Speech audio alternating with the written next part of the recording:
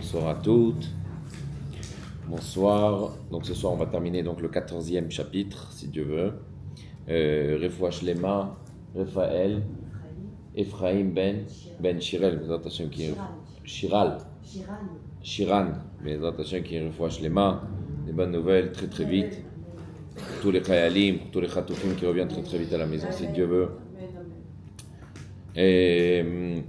Ok.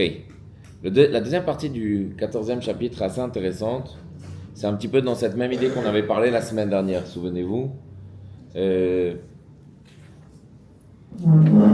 Donc l'idée de qu'en fait finalement on touche pas ici le côté intellectuel du Benoni, mais on touche plus le côté de la vertu, du côté un petit peu plus pratique au moment T, quand vient finalement une pulsion, une passion, un désir de vouloir faire une faute, de vouloir faire quelque part se séparer d'Hachem. Donc on avait expliqué en fait finalement que l'idée principale qui vient en fait quand on a envie, quand le référentiel c'est le référentiel de moi et pas le référentiel du bon Dieu, du je, du moi, et qu'on se trouve finalement devant un moment où on se pose la question, est-ce qu'on le fait ou est-ce qu'on le fait pas? Est-ce qu'on va faire cette faute-là ou on va pas faire cette faute-là? Admor Zaken dit qu'un juif, il ne peut pas se séparer de la divinité. On a expliqué que au plus profond de lui, un juif finalement, il a cette volonté de toujours rester attaché à son créateur. Au plus profondément de lui, il a toujours cette volonté de ne pas vouloir se détacher d'Hachem. Et vous allez me dire, alors pourquoi on faute? Alors c'est vrai, on a expliqué que pourquoi on a cette idée de faute, en fait, finalement, c'est que quand on est en train de fauter, c'est marqué qu'il se passe dans la psychologie de la personne un ruach shtut. C'est quoi ce ruach shtut? On a expliqué de la femme sota, c'est marqué avec un samer, avec un sin et pas avec un samer. Cette idée de ruach shtut, c'est-à-dire un vent de folie. C'est un vent de folie qui nous vient et qui nous prend en fait, et cette folie-là, elle nous emmène au-delà de l'intellect. En fait, finalement, quand on est en train de se détacher en faisant un péché ou une faute, oui, quelqu'un qui va pas manger kasher ou qui va peut-être transgresser Shabbat ou qui va faire une autre faute, peut-être moins grave ou même plus grave, cette idée-là de ruach shtut, ce vent de folie, ça veut dire quoi? Ça veut dire que en fait, on est accaparé par quelque chose qui est au-dessus de l'intellect. Et donc, on ne se maîtrise plus intellectuellement. Et qui c'est qui va nous maîtriser notre pulsion, notre passion, nos émotions? Et c'est là où, en fait, finalement, on se sépare d'Hachem. Mais au plus profond de nous, on n'a pas envie, on ne veut pas se séparer de la divinité. De la même manière que l'Admor HaZaken donc dit dans ce chapitre-là, que un juif, si on lui demande, même s'il est très très loin, mais si on lui demande de se prosterner devant une statue et de se rebeller contre le bon Dieu, contre le roi des rois, même s'il est très très loin, il y a quelque chose en lui profond qui ne pourra jamais le faire. Et on avait raconté des histoires par rapport dans la Seconde Guerre mondiale, même dans l'histoire de manière générale dans le peuple juif, où un juif, bien qu'il soit très très loin, il y a un moment de la vie où finalement ça il ne peut pas le faire. Il y a quelque chose de plus grand, de plus fort, qui se dit non, ça je peux pas le faire. Je peux pas marier avec une non-juive ou avec un non-juif, ou je peux pas me prosterner, ou je peux pas manger je sais pas quoi du chazir, chacun avec ses épreuves. Il y a quelque chose en fait finalement de plus haut chez nous. Finalement la nefesh, l'âme divine se réveille et dit non, là je peux pas. Il y a quelque chose qui me dit que dans ma tête, une petite voix qui me dit que là je peux pas me séparer d'Hachem. Aujourd'hui on va rentrer en fait finalement dans ce concept de ce Yetzer Hara, de cette âme animale, où finalement le Benoni, quand il est au moment T de la faute, comment il arrive à, toujours donc c'est la suite de l'épisode de la semaine dernière, mais comment il arrive en fait finalement à se détourner de ça. Alors on avait dit, donc il y avait plusieurs mémos techniques et plusieurs solutions. Déjà de dire c'est que quand on est au moment T de faire quelque chose qui est, Chas v'Shalom, un péché, de dire non, Hachem aide-moi. Hachem aide-moi, j'ai pas envie de me séparer de toi. J'ai pas envie, ani lo rote litnatek mimcha. Lo rote litnatek mimcha. Hachem aide-moi, Abba aide-moi, peut lui parler à Hachem. On avait dit qu'il y avait des chassidim qui ouvraient un Tanya, qui ouvraient un Chumash, qui ouvraient un Tehillim et qui priaient à Hachem que le bon Dieu il vienne. Et ça marche. La deuxième chose, la deuxième solution qu'on avait dit quand on se trouve à un moment T où finalement qu'est-ce qu'on va faire, qu'est-ce qu'on va pas faire, de dire finalement que c'est vrai effectivement, il y a une partie de moi qui a envie de pécher, il y a une partie de moi qui n'a pas envie de pécher. Mais ce qui est sûr, c'est que cette faute-là c'est du mensonge. Et si j'arrive pas à le faire, alors ce que je vais faire, ce que je vais arriver à l'Eid Gaber, à surmonter cette épreuve-là, ça va être le fait que cette âme divine-là, elle se réveille en moi, et en fait, finalement, c'est un réveil d'en haut, que Hachem, il m'appelle pour ne pas fauter. Et ça, il faut le dire, ça. Au moment T, il faut parler avec Hachem, de dire, j'ai pas envie de me séparer de toi. Et je peux pas, et je ne veux pas. Aujourd'hui, on va parler finalement de pourquoi le bon Dieu nous a créé comme ça, et qu'est-ce qu'on peut faire encore plus, de manière générale, de rentrer dans cette idée donc de ce péché, de cette âme animale, de ce Yetzer Hara, de ce mal, ou en regardant finalement que c'est vraiment une illusion en fait. La définition même de ce mal-là, donc on en avait parlé, on en reparle, mais là, de manière beaucoup plus, c'est que c'est vraiment une illusion. C'est vraiment une illusion parce que tout tourne autour de l'imagination et de l'illusion dans la faute. Et vous allez voir, on va voir dans ce cours-là. Alors, je voudrais un petit peu rendre ce cours en problématique, comme on a l'habitude de faire. C'est que, un petit peu quelque part, entre guillemets, oui, on a tous une addiction. Cette addiction-là, c'est une addiction, on va l'appeler l'addiction de nous-mêmes. L'addiction du désir, du plaisir de nous-mêmes. Et des fois, ça s'exprime beaucoup plus, des fois, ça s'exprime beaucoup moins. Mais jusqu'à combien on est prêt à payer pour cette addiction-là au moment T. Et c'est très dur parce que c'est vraiment une addiction. Vous allez voir que le bon Dieu a voulu que ça soit comme ça pour vraiment qu'on sorte de cette addiction-là. À travers plein de choses, on avait expliqué que chacun doit avoir un rav, doit avoir un mentor, doit avoir un coach, doit avoir quelque chose qui l'aide en lui-même dans sa vie, de manière générale, si c'est un livre, si c'est sa mère, si c'est quelqu'un qui pourrait l'aider dans le bon chemin, dans le droit chemin, et qui pourrait arriver à sortir de cette addiction. De quelle addiction on parle ? On parle de cette addiction de nous-mêmes, de cette addiction du corps, du plaisir, du désir, qui va nous empêcher finalement d'être à chaque fois à l'écoute de l'autre, peut-être à l'écoute d'Hachem, de faire des choses beaucoup plus avec le cœur, de savoir qu'on peut parfaire une mida, qu'on peut parfaire des sentiments et d'être... Et finalement, vous allez voir que donc tout tourne autour du mensonge, de l'illusion, de la déception juste après la faute, et de l'imagination énormément. Et on va comprendre en fait finalement que c'est pas... Vous allez voir que l'Admor HaZaken ramène deux exemples ici. Premier exemple qui va ramener...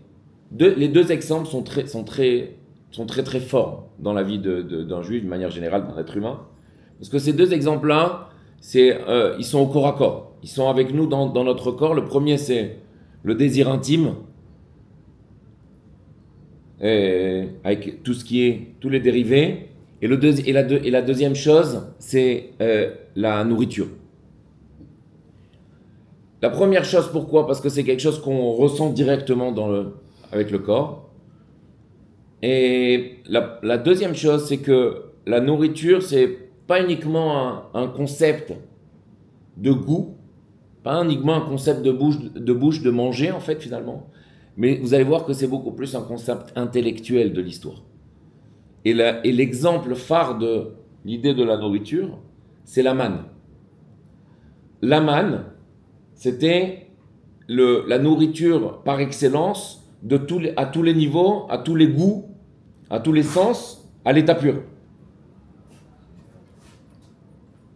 Et la manne, le problème de la manne, c'est que... Alors, la qualité de la manne, c'est que quand on le mangeait, on pensait à quelque chose, ça avait le goût de ce qu'on mangeait. Mais ça ne faisait pas palpiter. Ça ne faisait pas vibrer. On pouvait penser à un couscous, ça avait le goût d'un couscous. On pouvait penser à une glace, ça avait le goût d'une glace. Mais on voyait pas on n'avait pas le visuel, on l'avait pas.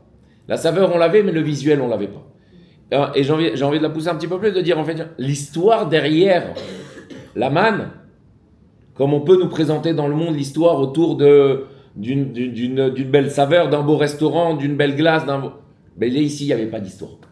C'est-à-dire que, en fait, finalement, on s'aperçoit que l'idée de la nourriture, qui est, on va dire, une grande partie de notre vie, et ne tourne pas uniquement que autour de la saveur, mais autour de ce qu'on va nous présenter, tout le décor qui va être autour de cette nourriture-là, autour de cette saveur. Et ça, c'est le deuxième exemple. On va revenir, bien sûr, bien évidemment, sur la nourriture. Le premier exemple, c'est sur donc le désir intime, je l'ai appelé comme ça pour avoir une définition qui est très soutenue, on va dire, de la chose. Mais ce qui s'appelle les Achavayat Shalaishiout, le plaisir, oui, le plaisir d'un homme avec une femme, d'une femme avec un homme. C'est aussi une ta'ava, c'est aussi un plaisir, c'est aussi un péché quand il n'est pas fait comme la Torah de vie, Torah Kadisha, qui nous présente comment ça doit être. C'est quelque chose qui va peut-être, après cela, qui va avoir des conséquences qui peuvent être néfastes sur la vie d'un homme. Mais encore une fois, tout tourne autour d'une histoire, tout tourne autour d'une illusion, d'une imagination que la personne se fait pour arriver à ses buts. La Torah dit que quand le bon Dieu, vous savez qu'à Chava, donc la femme de Adam Arishon, quand elle a été créée d'une partie du corps de Adam Arishon. Et au début, Adam Arishon était seul, et là le bon Dieu il a dit c'est pas bien d'être seul dans le monde, donc il a créé une femme, et il a créé de la hanche de Adam Arishon. Seulement quand il a créé de la hanche d'Adam Arishon, il a endormi Adam Arishon, il a fait une anesthésie générale. Alors le commentateur pose la question, pourquoi il n'y avait pas de mal à l'époque? Donc il n'allait pas souffrir. Et pourquoi en fait finalement il a anesthésié Adam Arishon pour construire la femme? Et donc la Torah explique que s'il avait vu la conception et la création à travers le corps, son propre corps, sa propre identité, sa propre peau, s'il a eu la conception de la femme, jamais il se serait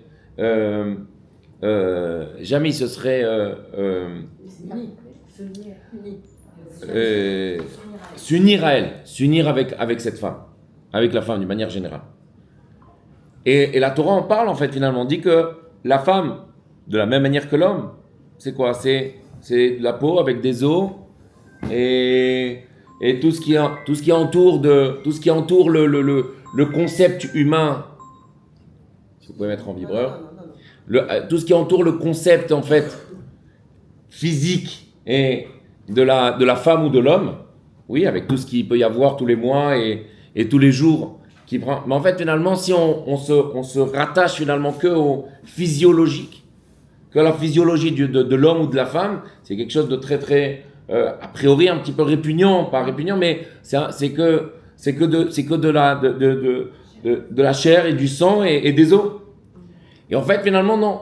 Ce qu'on va se créer tout autour de ça, ça va être une histoire, ça va être un décor, ça va être une parole, ça va être une allusion, ça va être des fleurs, tout un concept en fait autour de ça qui va rendre la chose beaucoup plus attractive de manière à ce que pour arriver à ses fins. Et en fait, quand on arrive à ses fins et que c'est pas d'après Torah Moshe Sinaï, que c'est pas dans un mariage et que c'est pas dans la beauté de la pureté de la Torah, en fait finalement de suite après il y a une déception. Il y a une déception parce que peut-être qu'on n'en veut pas, peut-être qu'on n'a pas envie, peut-être que finalement c'était pas ce qu'on recherchait, mais c'était ce qu'on recherchait pendant un laps de temps. Peut-être que et en fait on est très très déçu du juste après. Et juste avant, on serait prêt à donner. On serait prêt à donner peut-être de l'argent, on serait prêt à donner des choses qui sont précieuses pour arriver à ce moment-là. Et la même chose avec la nourriture. La nourriture, c'est quelque chose qui est aussi très très qui fait partie de notre vie de manière majoritaire. Si on n'a pas mangé, si on n'a pas bien mangé, on n'est pas bien. Ou si on a mal mangé, qu'on est allé dans un endroit où qui était, on n'est pas, on n'est pas satisfait. Il y a un moral qui tombe un peu Pourquoi? Parce que c'est très important de manger, de bien manger. Et d'avoir tout un concept autour de la nourriture, de ce restaurant, de ce qu'on va. Et en fait, finalement, vous allez voir que tout autour aujourd'hui de cette idée donc du commercial, en fait, de la com, comme on dit. De cette communication qui va, quand vous allez voir une pub sur une machine à café, vous allez voir un Brad Pitt à côté.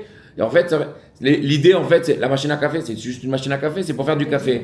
Mais en fait, le fait qu'il y ait un Brad Pitt, en achetant la machine à café, ça nous fait allusionner que peut-être on va devenir riche, ou peut-être qu'on va devenir beau, ou peut-être on va voir les deux à la fois, ou peut-être que la maison derrière, elle est très très propre, elle est très très belle. Et on oublie en fait tout le Icar en fait de la machine. Et on est en train de rêver, de divaguer, d'avoir cette illusion et cette imagination tout autour du concept de la machine à café. Et en fait, l'idée, c'est quoi? C'est juste d'avoir un café. Le packaging est vendeur. Bien sûr. On dit avec quelqu'un une fois chez Chassidim, on disait quelle est la différence entre un bon vendeur et un rabbin. Un bon vendeur, ça te fait acheter, il va te faire acheter, mais pas forcément que tu as envie de la chose. Mais tu as envie de l'acheter parce que tu l'as bien vendu. Alors qu'un rabbin, ce qu'il va te vendre, tu en as besoin, mais tu n'en as pas envie. Alors que le bon vendeur, tu en as envie, mais tu n'en as pas besoin. Et c'est exactement ça en fait. Quand un rabbin il va te parler, ça va un peu te saouler, ça va te dire encore de la Torah, encore des choses encore il va me vendre une mitzvah, encore il va me faire. Mais en fait, c'est ça qu'on a besoin. Alors qu'un bon vendeur, c'est vrai qu'il va te faire tout autour une bonne histoire, une belle, un concept, un truc, quelque chose qui va te faire rêver. Est-ce que tu en as besoin? Non. Peut-être que tu vas l'utiliser une fois, même tu vas même pas l'utiliser, mais tu vas l'acheter parce que il y a une histoire derrière. Et ça, c'est précisément ce que l'Admorazaken voulait arriver dans cette idée du 14e chapitre. Le 14e chapitre, c'est que la faute, c'est pas uniquement une histoire des 5 sens qu'on a, du visuel ou de l'odorat ou d'écouter, mais ça va beaucoup plus que ça. C'est en fait finalement un travail autour de l'intellect. C'est-à-dire que le Yetzer Hara, il va aller rentrer et nous faire croire toute une sorte d'histoire, d'imagination, pour en fait finalement arriver et flancher dans cette idée-là.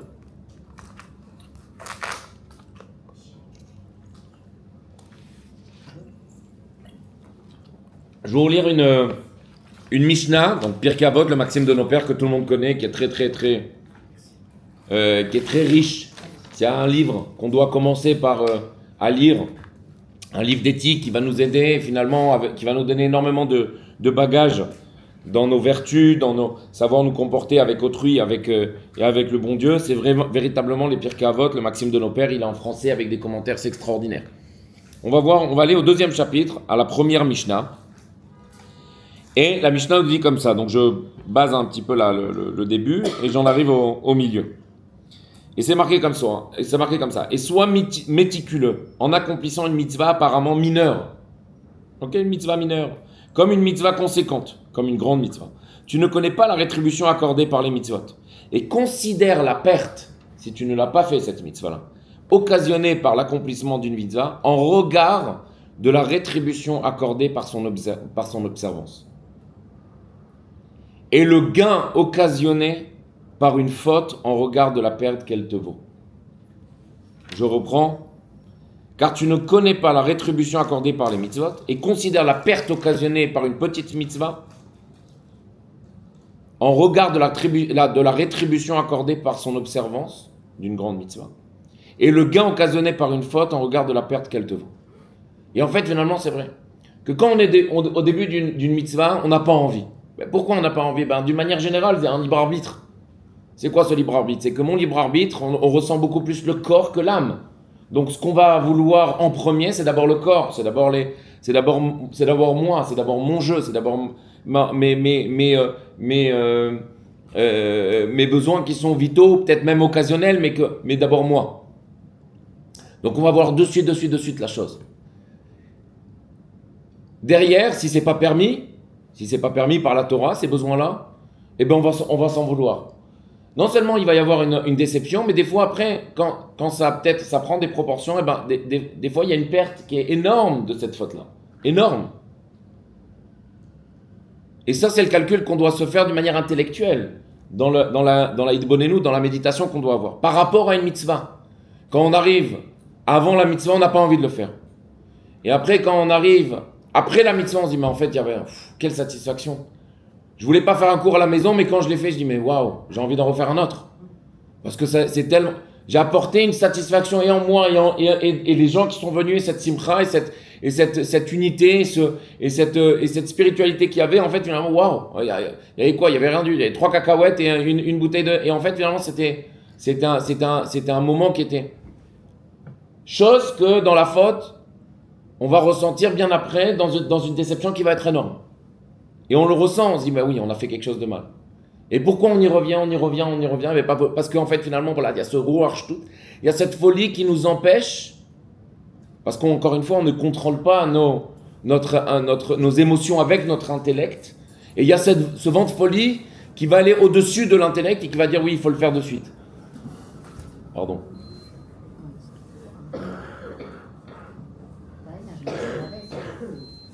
24.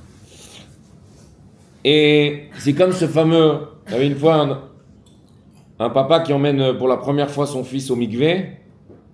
Et donc c'était avant la bar mitzvah, il l'emmène au mikvé. Et son fils, il n'est pas habitué d'aller au mikvé. Donc son père, il se trempe dans le mikvé, tout ça. Et son fils, il n'a pas envie. Et il essaye, par mons et par voix, comme ça, d'essayer de le convaincre, de dire que c'est quelque chose de très bien. Hein, au contraire, tu vas voir. Et il n'a pas envie. Ben, finalement, il arrive à le convaincre. Et l'enfant, quand il sort du mikvé, il dit, papa, t'avais raison en fait finalement. Alors il lui dit, ben oui, je sais que j'avais raison. Parce qu'en fait, il lui dit, voilà, quand on fait une mitzvah, quand on fait une avera, on fait un péché, au début on dit waouh, mais après on dit oi oi oi. Et quand on fait une mitzvah, au début on dit oi oi oi, et après on dit waouh. Et ça c'est véritablement comme ça. Et ça, c'est toute l'idée du 14e chapitre. Toute l'idée du 14e chapitre, c'est d'arriver à ce que le Benoni, il n'arrivera jamais au niveau du tzaddik. Il n'arrivera jamais à ce niveau où finalement, il va repousser le mal parce qu'il déteste ce mal-là. Il déteste la matérialité, il déteste l'air, le côté superficiel, le côté avire, le côté abstrait en fait, finalement, où il n'y a rien, il n'y a pas de mamachout, il n'y a pas de concret dans ce qui est matériel superflu. Et seulement ce que le Benoni arrive à faire au moment T où il est en face d'une avéra, d'une faute, d'un péché, c'est qu'il arrive à être mitbonen, à méditer sur qu'est-ce que ça va m'apporter en fait. Qu'est-ce qu'elle va m'apporter, ce que je suis en train de faire. Sa perte de temps, ou c'est ce péché-là, ou cette avéra, ou le fait que j'ai transgressé Shabbat, ou je vais allumer les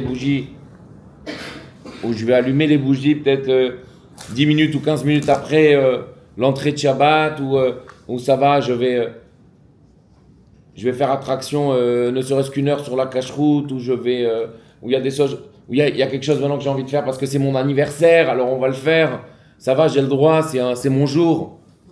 Mais en fait, qu'est-ce qu'il y a dedans? C'est du vent, l'hélium. Il y a véritablement rien parce qu'il y a rien qui succède après. Il y a rien qui succède, ça reste vide et il n'y a pas de concret. Vous voyez que les gens, en fait, finalement, dans la matérialité, pour se renouveler, parce qu'ils cherchent du matériel, donc ils vont acheter. Et au bout d'une semaine, 2 semaines, ils sont lassés, donc ils vont racheter. Et après, ils rachètent. On se retrouve avec 40 ou 50 paires de chaussures à la maison. On se retrouve avec 2 voitures ou 3 voitures où on est obligé de racheter et de revendre, de racheter et de revendre. Et en fait, on tourne autour du pot d'une histoire, d'un concept, d'une illusion, d'une imagination alors que dans la Torah, c'est complètement l'inverse.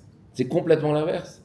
L'idée de la mitzvah, c'est que c'est vrai au début. Finalement, c'est vrai. À la première pensée, c'est vrai, c'est spirituel. Donc on va pas ressentir, on va pas le voir, on va pas le toucher. Mais le ressenti, la conception, la satisfaction qu'on peut avoir après la mitzvah, après une bonne action, après avoir aidé quelqu'un ou après avoir fait quelque chose que, a priori au début, j'avais pas voulu, il est inexplicable en fait. Il est inexplicable. Et ça, c'est un cheshbon, c'est un compte qu'il faut se faire en permanence. Alors c'est vrai que d'une manière générale, dans la Chassidut Chabad, on n'a pas l'habitude de parler de la faute.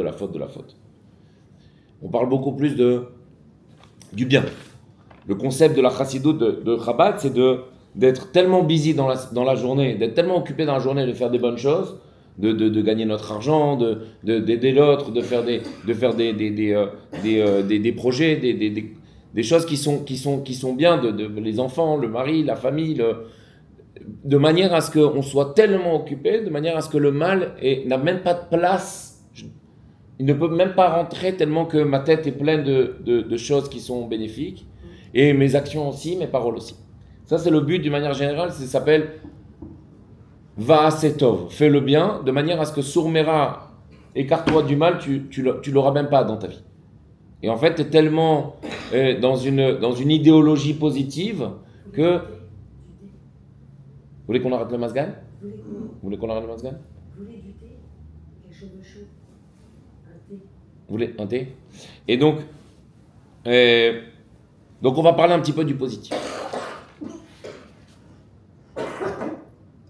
Ah oui, juste avant, je voulais raconter une histoire qui était sympa, qui était aussi un fait divers, mais qui a toute son importance dans le cours.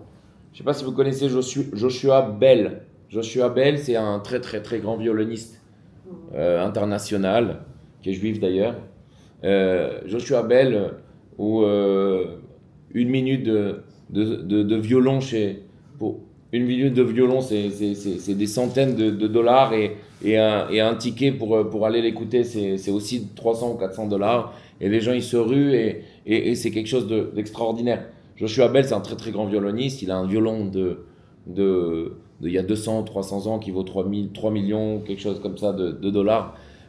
Quelqu'un de très très connu. Et il a fait une expérience il y a 2 ans ou 3 ans, peut-être que vous la connaissez cette expérience-là. Il s'est mis dans le métro de Washington, avec une casquette, paye pas de mine, et il a voulu faire une expérience. Et cette expérience, donc il a pris le violon pendant 2 minutes 30. 2 minutes 30, filmé à côté, et il commence à jouer du violon.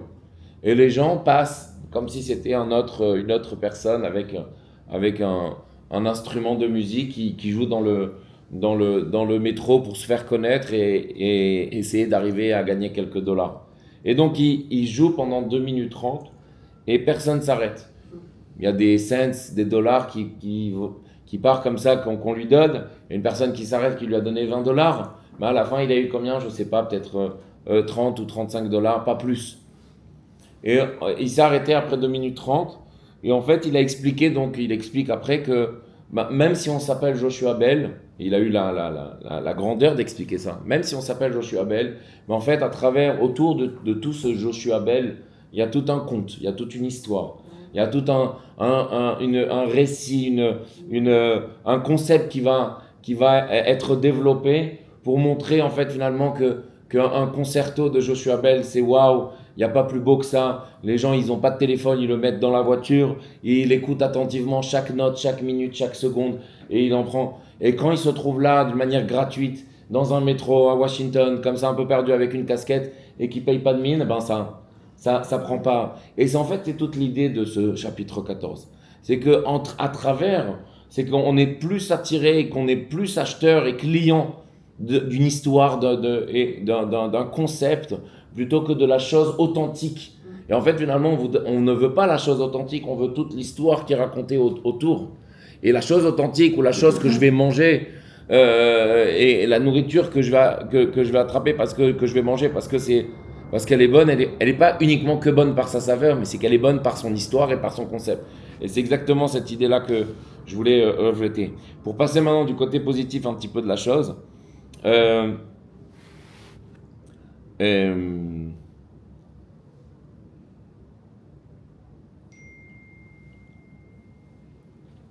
le côté de la mitzvah.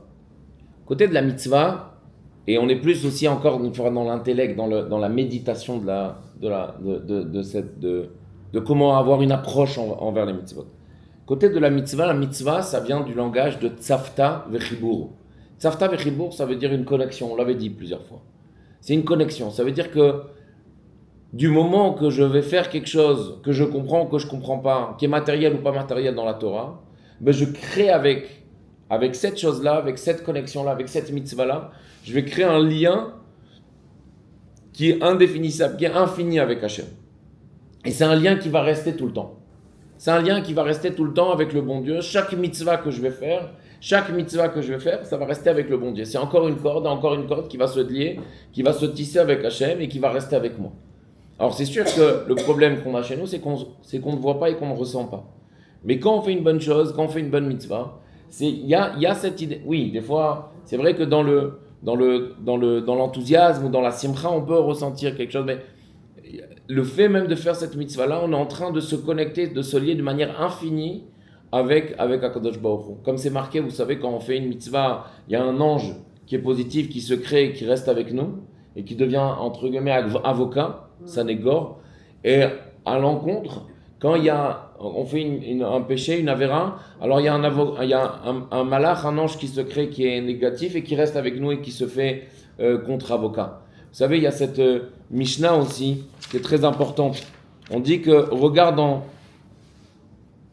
Akavia ben Maaleel dit, considère 3 choses et tu ne viendras pas à la transgression. Considère 3 choses et tu ne viendras pas à la transgression. Alors en hébreu, ça ne se dit pas comme ça. On dit istakel,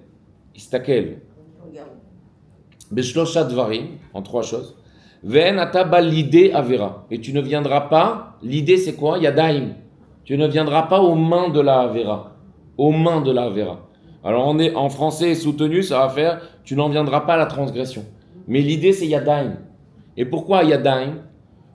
Parce que quand on fait un péché, finalement la Véra elle vient et elle nous empare avec ses mains et elle nous addicte à vouloir faire encore des choses, encore des péchés, encore des avérotes et encore des avérotes. Et c'est très pointilleux ici. L'idée avéra, ça veut dire que la Véra elle a des mains en fait, elle a des sangsues qui viennent et qui nous prennent, qui nous emprisonnent pour nous dire que tu vois cette imagination, tu vois ça t'a plu, reviens. Même si tu as été déçu, mais t'as eu une ana, t'as eu un plaisir, t'as eu un désir, reviens. Et le Yitzhara, dans ça, il est très fort. Et c'est là-bas l'idée Avera. Tu n'en viendras pas aux mains de la Avera. Et dans les mitzvot, c'est la même chose. Dans les mitzvot, c'est que quand on a cette satisfaction, le problème, c'est que dans la Avera, c'est que le corps, il est atteint, donc ça, il y a plus d'impact, parce que le corps a été touché, on a ressenti beaucoup plus. Alors que dans la mitzvah, on ne va pas ressentir, c'est que l'âme qui ressent. C'est que l'âme du juif, la partie de Dieu qu'on a en nous, qui a ressenti. Mais quand on fait une mitzvah, il y a une satisfaction, il y a un plaisir personnel, divin, inexplicable, qui nous emmène à faire encore et encore et encore. Oui, pour continuer la Mishnah, puis ceux qui ne la savent pas, elle est très importante. Donc considère 3 choses et tu n'en viendras pas donc aux mains de la Avera, de la transgression. Que sache d'où tu viens. Tu viens d'où? D'une goutte putride. Une goutte putride, c'est une goutte sale. Où tu aboutiras? Où est-ce que tu aboutiras? Tu aboutiras dans un lieu de poussière, de vermine et de vers. Ok? Dans un 2 mètres carrés sur un 2 mètres carrés. Et devant qui tu donneras des comptes? Devant celui qui est souverain sur les rois des rois, le Saint béni soit-il. Ça, il est toujours à voir. Et il dit, considère, ça veut dire quoi? Istakel. C'est-à-dire quoi Istakel? De la même manière que tu vas voir ce que toi tu aimes dans le plaisir et dans le désir matériel, tu peux regarder aussi dans la Vera de manière à ne pas arriver à ce péché-là. Parce que la Mishnah dit Istakel. Tu peux voir en fait finalement à ce que ces 3 choses-là, ils vont t'empêcher d'arriver à se séparer d'Hachem. Et terminer par une histoire qui est extraordinaire, qui est très belle. Un rabbin qui est à New Jersey, pas Chabad, Steven Amoun il s'appelle, et qui raconte cette histoire dans un podcast. Et très belle histoire. Il dit que sa femme a le Yortzeit, la Askara de sa mère à elle, la veille de Rosh Hashanah. Donc le jour de Rosh Hashanah, le soir c'est Rosh Hashanah, et sa mère est donc la Askara de sa maman, de sa femme, c'est le jour même de Rosh Hashanah. Ils sont au New Jersey et elle est enterrée à New York. Et en plein mois d'août, ils sont à New York. En plein milieu du mois d'août, ils sont à New York. Et vous savez, le concept du mois d'août en Amérique, c'est la religion du chofesh, des vacances. Il n'y a personne à New York. Personne ne travaille, tout le monde est en country, tout le monde est à la deuxième résidence, deuxième demeure. Il n'y a personne dans les bureaux et New York est assez vide. si c'est pas des touristes. Et donc ils sont en plein milieu du mois d'août à New York et sa femme elle dit à son mari bah, viens on sait que chaque année c'est compliqué, il faut prier, il y a une prière qui est beaucoup plus longue le jour de Rosh Hashanah, la veille de Rosh Hashanah, et les slichot, les trucs, les ci, les ça. Ben, si on est à New York et qu'il n'y a personne, bien c'est plus facile d'aller maintenant. Ben, on dira Mechila à ma mère, de manière très. On dira Mechila à ma mère de Slicha qu'on n'a pas pu venir le jour même, mais au moins on le fait maintenant et si on est à New York, on en profite. Bon, New Jersey, New York, c'est très facile, c'est à côté. Mais quand vous avez des embouteillages, au lieu de prendre 1 heure, ça prend 3 heures ou 4 heures. Donc pour vous dire. Et donc ils sont partis, ils sont allés à New York, dans le Queens, et ils sont arrivés au cimetière. Et donc ils prient là-bas au cimetière, ils sont tous les deux, lui et elle a prie chez sa mère, donc elle demande slicha, et ils prient, ils disent des teilim et tout ça. Et derrière ils entendent un petit tractopelle, un tout petit tracteur, avec 2 personnes derrière. Et donc vous savez que là-bas c'est des caveaux, donc on enterre avec le cercueil. Donc il y a besoin d'un tracteur pour mettre le corps dans la terre. Et il y a uniquement 2 personnes derrière le corps, une femme et un homme. Eux ils sont un peu... C'est vrai, New York est truc, mais un cimetière, un enterrement, il faut au moins 10 personnes pour faire Kaddish, la dernière requête d'un... Et donc lui s'approche du tracteur et il demande qu'est-ce qui se passe. Il dit oui, c'est un enterrement, mais il n'y a que le fils et la fille qui sont là. Et lui, ça l'a pris tellement à cœur l'histoire. Il dit mais c'est vraiment un mitzvah met, ça s'appelle. Mitzvah met, c'est quand quelqu'un il part de ce monde et il a personne. Il a personne autour de lui pour lui faire Kaddish et tout ça, pour lui rendre ça de son dernier hommage. Et lui, il a pris l'histoire à cœur et c'est certes en plein mois d'août, mais il va faire tout un travail pour essayer d'arriver à attraper un minyan et au moins qu'il y ait Kaddish dans ça. Et donc il arrive au bout d'un quart d'heure, 20 minutes. Au bout d'un quart d'heure, 20 minutes, il arrive à avoir minyan. Et après donc Kaddish, le fils et la fille, ils partent, ils attendent même pas que la terre soit mise sur le cercueil. Et donc lui il pose la question, qu'est-ce que vous faites et toi, ne vous attendez pas, non la Chevra Kadisha, elle connaît son travail, on n'a plus... Ils sont partis, très indifférents. Et lui, il s'est pris comme un signe un petit peu d'en haut, il s'est pris de mèche, de cœur avec ça, et il a voulu terminer lui-même le travail, donc et de mettre la terre avec la Chevra Kadisha, de mettre la terre et de faire un travail propre, quoi, de faire quelque chose de... Et après 1h30 que sa femme elle attend dans la voiture, donc lui il revient, il voudrait quand même savoir c'était qui l'a enterré.